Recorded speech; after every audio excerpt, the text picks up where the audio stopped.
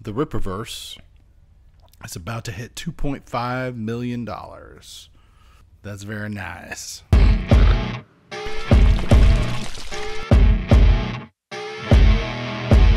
By the time I post this video, it will have hit that, I believe, because right now, I'll show you.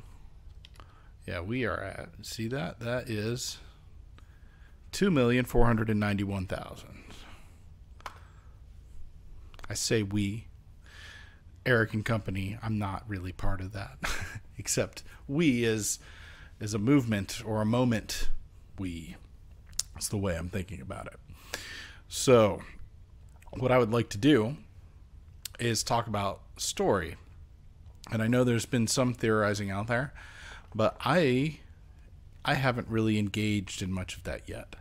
So the first thing I want to focus on is this block of text, this minor lore drop, as it were, under the heading of short story. So, and this is obviously for Isom number 1, and if you haven't joined in the festivities, go to Rippaverse.com and buy a book. All right. So let's see. Avery Silman is a common rancher, but that wasn't always the case. That's a good first sentence. I immediately you just want to know, like, okay, well, something happened, and common rancher, as we see further into this paragraph, Texas, a rancher in Texas, which, you know, Eric July lives in Texas. And this guy obviously, I mean, not obviously, I don't know. We'll find out, but whatever happened, he wanted to go live on his own on a ranch, probably to be self-sufficient and to isolate himself to some degree for some reason that we don't know.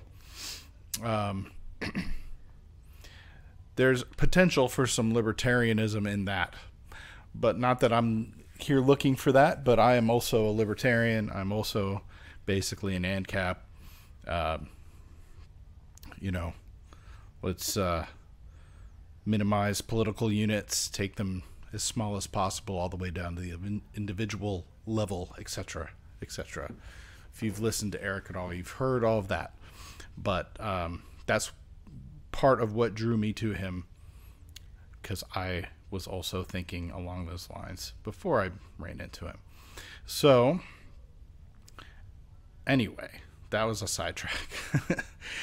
So, next sentence. After obtaining some unique abilities, Avery spent a brief stint being a hero under the moniker Isom in the city of Floor Park, Texas.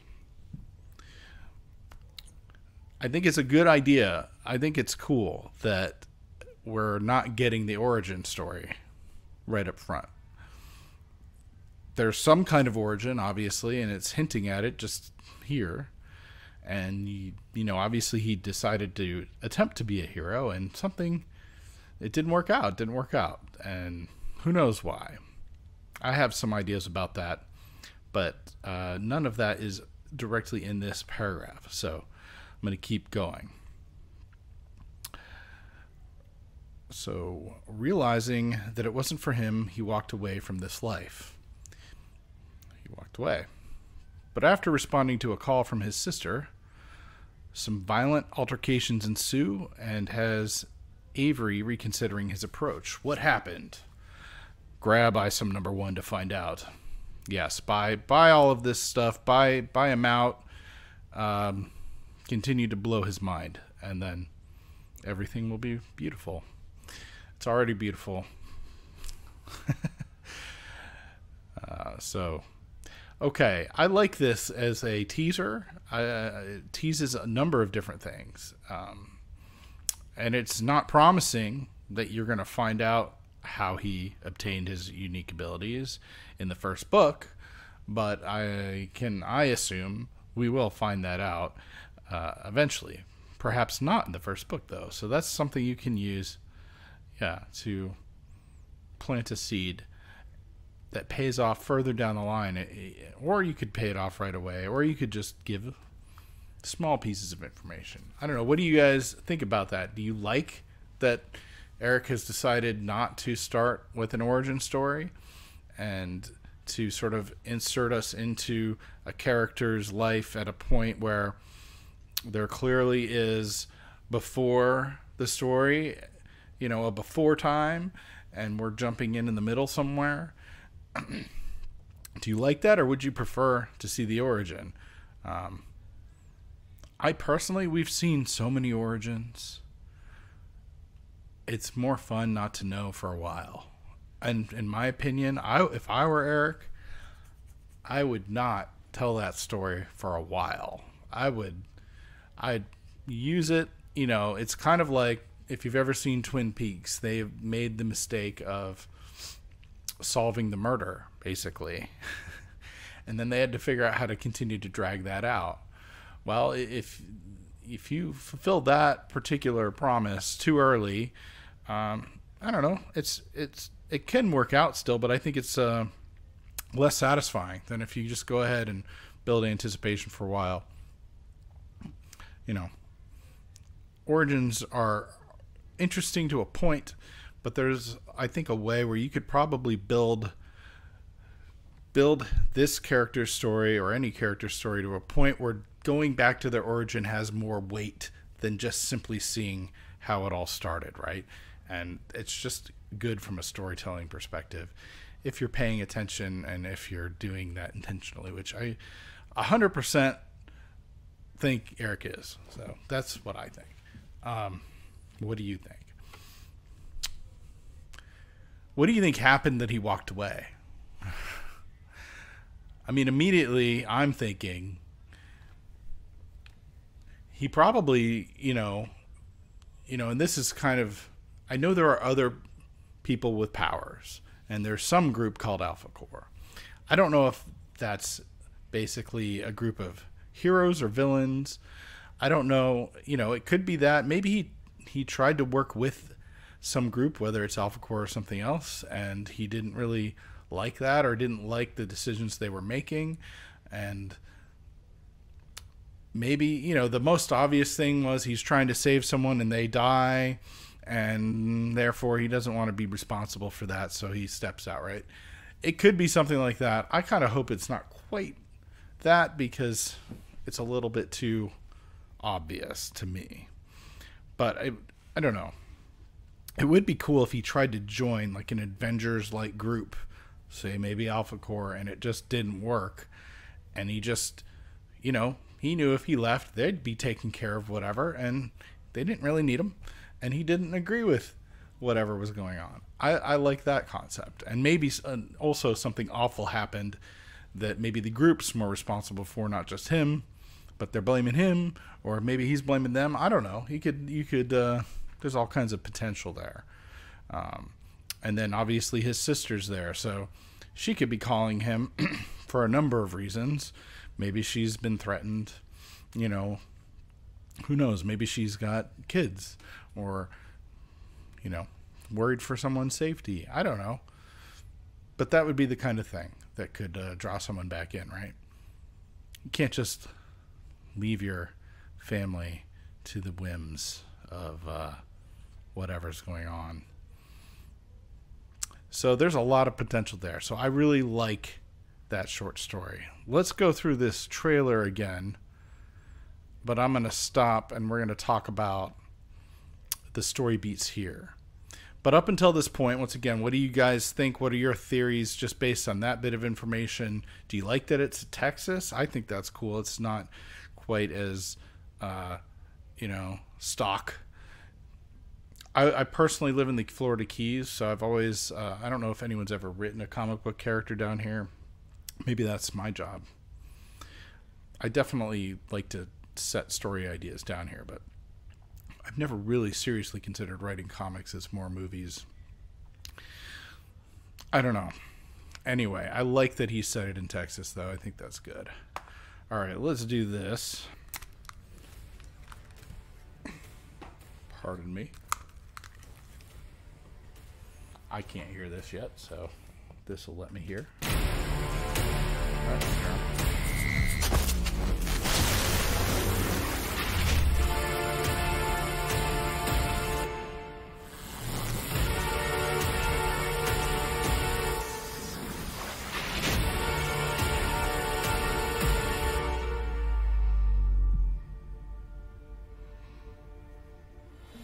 Isom issue number 1 is the first book released through Rippaverse Publishing, which makes it extremely significant. Though this is Isom's self-titled book, it also serves as a launching pad for our entire universe. This 96-pager... I think that's worth stopping on for a second. So what do you think about this book? Like, how do you think this is going to launch the whole universe? Because it's centering around seemingly one city, one area.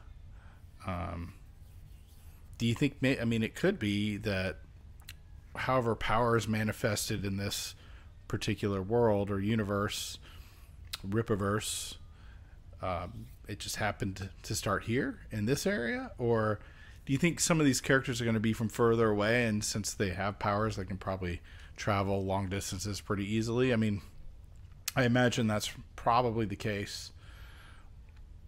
I don't know. I mean, obviously the tease at the end of this hints at, you know, a global situation, not just Texas. So I guess that's probably, you're probably meeting other characters from other places. That's, anyway, I just wanted to think about that out loud for a second.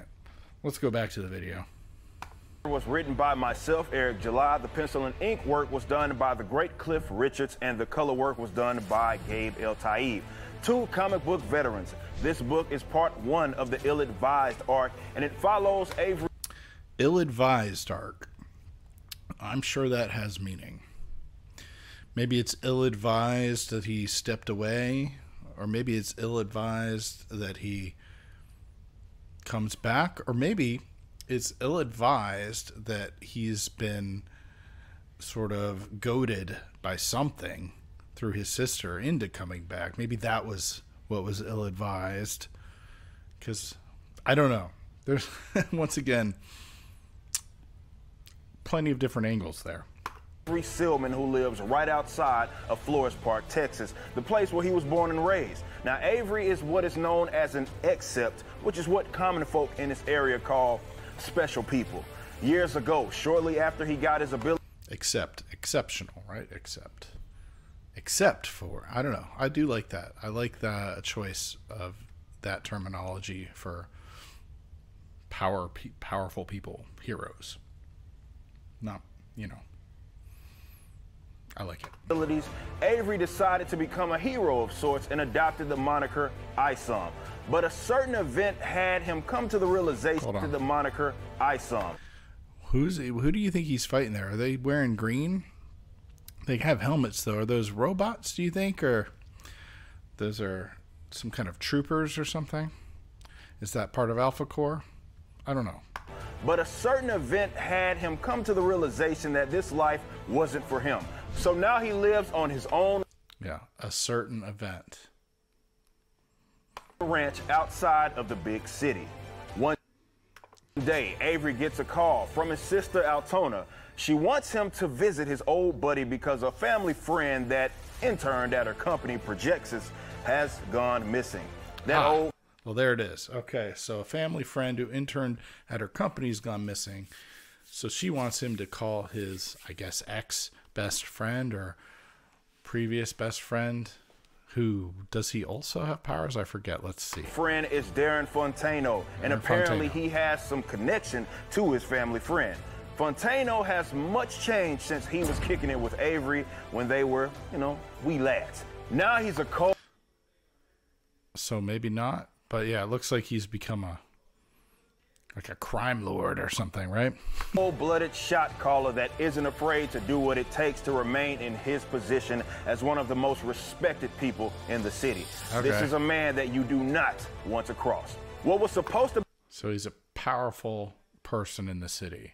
Specifically how, whether it's a political thing or a more private version of power, I don't know. What do you think? It didn't really feel like politics. It felt more like, you know, mob boss or something. To be a simple meetup with an old friend turns into the longest day of Avery's life. He runs into other accepts such as Santuan, Yaira, and the... I really love, hold on, let's go back. There's something about that name. Yeah, Santuan. I love that name so much. That's my favorite name still so far. Yeah, he looks pretty intimidating for sure. Yaira. And Yaira, obviously awesome. It just looks really good, right? Yeah. Alpha Core. And some of... Okay. So Alpha Core is... I mean, it's just, it gives me Green Lantern vibes, but obviously they're wearing green, and there's multiple. But it's not that, I'm sure. But I mean, those are the vibes. I love the green though. I love their outfits. This guy with the helmet and the visor, but black and green, man, looks good. Yep. Some of these altercations take a very violent turn, considering his past with one of these characters. You can see why he...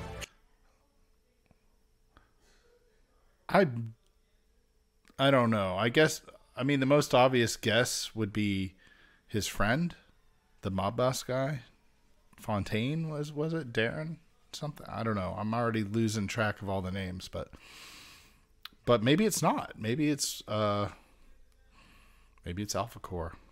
That would be interesting. Tries to stay out of the city. Who is this family friend, and what is their connection with Darren Fontano? How does this meeting between him and Avery turn out?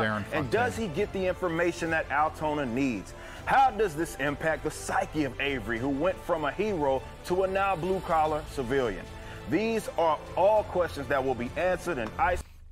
Yeah, he does a really good job of giving you just a tiny little bit and just enough to where you're like, well, if I'm going to find any of this out, I'm going to have to buy a book, which I bought 2 of already, and the art book as well. So, and I keep thinking about buying some cards before just for the lore aspect, and they do look cool. They're just expensive, but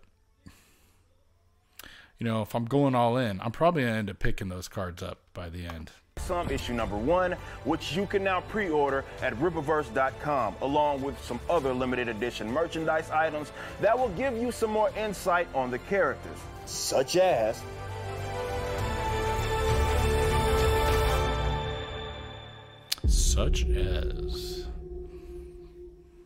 Earth, a place with such interesting beings. Like many other planets throughout the cosmos, their subjects have needless squabbles. But from those conflicts, I've discovered some creatures. Creatures. Okay, this is one question I have. This voice, do you think this is who's speaking? Or do you think this is one of the creatures he mentioned? Because honestly, on my first viewing of this trailer, I saw this and I was like, I think it looks cool, whatever this is. But I was like, it doesn't fit the voice to me. And then the voice mentioned creatures. And then when this comes up. So what do you think? Do you think this is the big bad who's talking? Or do you think this is just, hey, this is one of the creatures he's talking about? I'm not sure which it really is. I personally would prefer if this is not the character talking at the moment. That's just my first impression. What do you guys think? Anyone have any thoughts about that? That could be of great use to our efforts. I'm not quite ready for the selection, but after many... The selection. So he has to select creatures. And the way we hang on this guy, it seems like maybe this is the guy talking. Yeah, I like the art here, but it doesn't, if it is the guy talking for some reason, it just doesn't fit for me. It's the only real complaint I have, but that doesn't, you know, this is just one look at it. It doesn't mean it won't grow on me or that I won't come around, or maybe it's not the guy who's talking, and who knows? It doesn't have to be perfect either. Patient years, I feel it is time for more thorough documentation. This city is where we begin. It also seems to suggest that whoever it is talking about creatures that he has to make some kind of selection. He's not ready for the selection, and I don't know if that means something else or selection of the creatures that will be helpful to the cause, or if he's talking about the heroes who are the creatures who are the characters on those cards, and that's how that all ties together. I don't know. That's just what I'm thinking. Yes. Okay. Yeah. That's really pretty good, honestly. I don't know if there's more story stuff out there or not, but that's what I'm aware of. If you guys are aware of anything else we can go over ahead of time, I would normally want to do this live, but I just don't have enough, I think, subscribers. I'm not sure anyone would show up, but I could have just done it live anyway and cut it up. But anyway, if someone out there would like that, let me know. Maybe I'll do it, or I'll just wait till I have more subscribers, obviously. But anyway, I appreciate anyone watching this and hanging out. I'm super excited personally for getting the book and reading and doing maybe an unboxing and reviewing the book itself, reviewing the art, reviewing the story. And yes, any other indie comics out there, or anything else that anyone who's watching this who is, one of my subscribers, this channel's in its early stages. If there's anything you're interested in, let me know. If there's enough, interest on any one thing, and I'm also interested, because I also love to go over movies. I like Vinegar Syndrome releases, any boutique Blu-ray labels. I love doing that. So anybody who has any suggestions for another video soon that's not Rippaverse related, let me know, because I would like to make something that the people who are currently subscribed would actually like to watch. That would be preferable, and that'll maybe be easier information to get as we move forward. But please speak up if someone out there has a thought. To anyone out there who hasn't, please like and subscribe, and let's keep this going. Let's keep the Rippaverse going. Let's get it to 3 million and beyond, really. And then we're going to have to jump on another campaign before too long once they get it all together, once we get through this one. So look forward to that. All right, see you guys in the next video. Peace.